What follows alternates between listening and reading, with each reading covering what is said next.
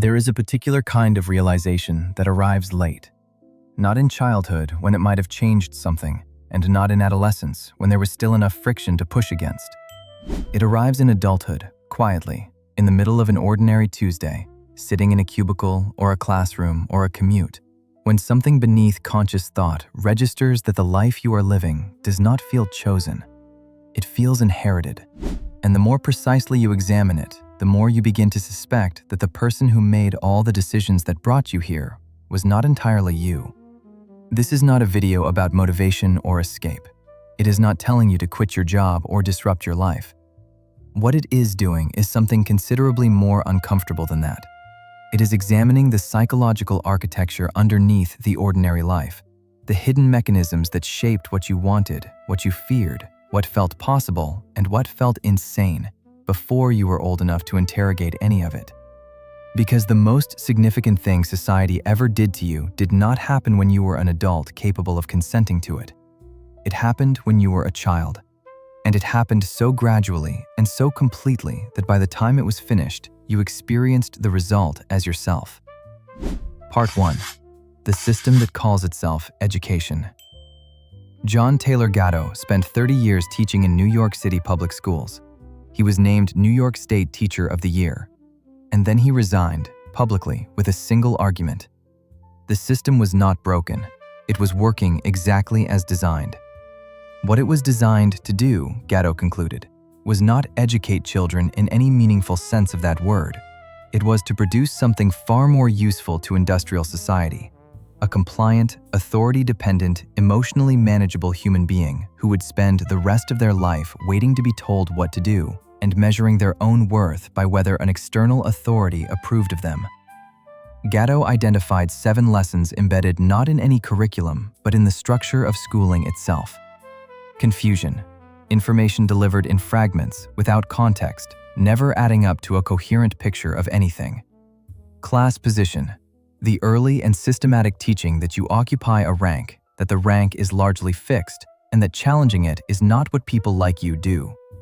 Indifference, the bells, the enforced transitions, the punishment of sustained curiosity, all of it, training the child to care about nothing too deeply and to abandon any engagement the moment the authority signals it is time to move on. Emotional dependency, the conditioning of an entire generation to seek approval from authority figures rather than developing any internal compass for their own worth. Intellectual dependency, the systematic replacement of original thought with memorized conclusions so that the student learns not how to think, but whose thinking to accept. Provisional self-esteem, the installation of a self-concept entirely dependent on external evaluation so that the child cannot feel legitimate without a grade, a score, a signal from above. And surveillance, the constant monitoring that teaches the child at the level of the nervous system that they are always being watched and evaluated and that privacy of thought is neither expected nor safe. These are not side effects. Gatto's argument is that they are the product, 12 years of daily repetition, and when it is finished, the student walks out believing they received an education. What they actually received was a thorough conditioning in how to function inside a hierarchy without disturbing it. Part 2. What the brain does with 12 years of this. The neuroscience makes Gatto's argument biological. Research by Rongjun Yu and Sai Sun examined what happens in the brain when a person chooses independently versus when they conform to a group. What they found was precise and unsettling. When participants made choices that diverged from the group, the brain generated a specific signal, the feedback-related negativity, the same signal the brain produces in response to errors and losses. Independence at the neurological level was being processed as a mistake. The inverse was equally significant. When participants conformed, even in situations where the group's choice carried no informational value, where following the crowd was objectively no better than any other option, the brain's sensitivity to negative outcomes was substantially reduced. Conformity functioned as an emotional buffer. It did not make outcomes better. It made the person feel less when outcomes were bad. The nervous system had learned to prefer the comfort of the group over the accuracy of independent judgment. And it had learned this not through conscious decision, but through a reward architecture operating entirely below awareness. This is what 12 years of Gatto's hidden curriculum produces at the neurological level. The child who was punished for independent thought, who was rewarded for compliance, who was evaluated constantly by external authority, does not exit that system with opinions about conformity. They exit it with a nervous system that has been physically shaped to experience independence as threat and conformity as relief. The ideology is irrelevant. The conditioning is structural. And by the time it is complete, the person does not feel controlled. They feel normal. Part 3. The pipeline and where it leads. The transition from school to the next structure is so seamless that almost nobody registers it as a transition at all. You are told from early adolescence that the path is clear. You study hard, you perform well on standardized measures, you attend college, you enter the workforce, you build a career. Each step presented as a choice, each step experienced as the obvious next thing. And at no point in that sequence does anyone pause to ask whose vision of a life you are living, or when exactly you decided that this particular arrangement of your years on Earth was what you actually wanted.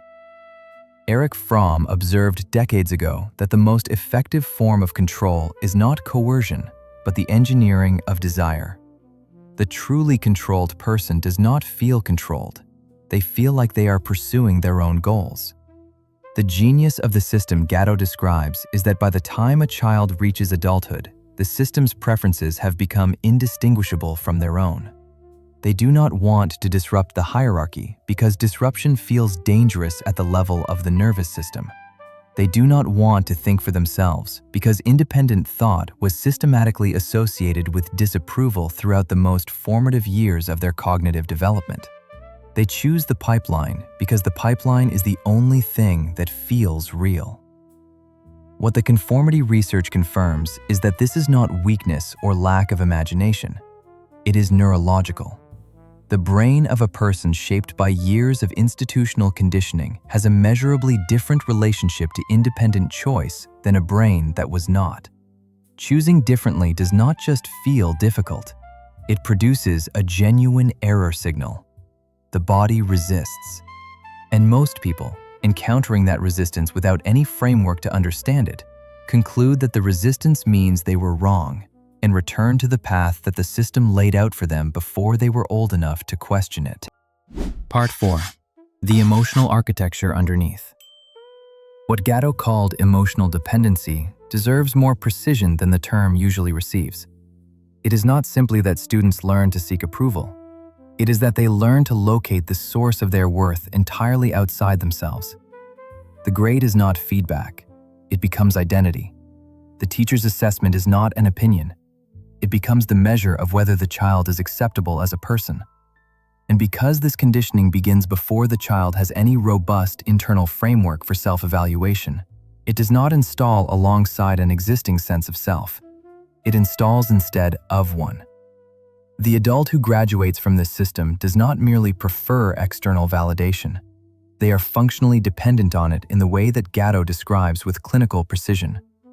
They need the performance review, the salary figure, the job title, the social approval, because without those signals, they have no reliable mechanism for knowing whether they are acceptable. The internal compass was never developed. The infrastructure for genuine self-assessment was replaced at a critical developmental window with a system of external measures that the institution controlled completely. This is the psychological cost that almost never gets named, not the hours lost to meaningless labor, not the ambitions suppressed by institutional indifference, but the structural inability to trust your own judgment about your own life, because the faculty that would allow you to do that was systematically bypassed during the years when it should have been built. Part 5. What recognition actually changes. There is a question that sits underneath everything examined here, and it is not comfortable. If the conditioning is this deep, if it is neurological, if it runs through the attachment system, If it replaced the internal compass before you were old enough to consent, then what exactly does understanding it change? Knowing the name of your cage does not open the door. And there is a version of this recognition that becomes its own trap, a sophisticated understanding of your own conditioning that leaves you exactly where you were, only now with a more articulate description of why you cannot move. What Gatto's work actually points toward is something more demanding than awareness. He did not write about the hidden curriculum so that people could feel correctly indignant about their schooling. He wrote because he believed that genuine education, the kind that develops independent thought, sustained curiosity, and an internal sense of worth, was not only possible, but was being actively prevented by the system that claimed to provide it. The recognition is the beginning of the work, not a substitute for it. And the work is the slow, often uncomfortable process of building internally what the institution never allowed to develop: the capacity to evaluate your own life by your own standards, to tolerate the error signal that independence produces without immediately retreating from it, and to locate the source of your worth somewhere that no external authority can reach. The people who manage this are not the ones who escaped the conditioning entirely. Nobody does. They are the ones who became precise enough about what was done to them to stop mistaking it for who they are. Final thoughts. Gatto resigned from teaching with a simple observation that has never lost its precision. The system is not broken. It is working exactly as designed. And what it was designed to produce was not a person capable of genuine self-determination, but a person who would function reliably inside structures built by others, measure their worth by criteria set by others, and experience that arrangement as freedom, because they had never been given the cognitive tools to see it as anything else. The conformity research adds one final layer to that observation. The brain does not just learn to conform, it learns to prefer conformity. It learns to produce a signal of error when it deviates, and a signal of relief when it returns to the group. By the time the conditioning is complete, the person is not being held in the structure by any external force.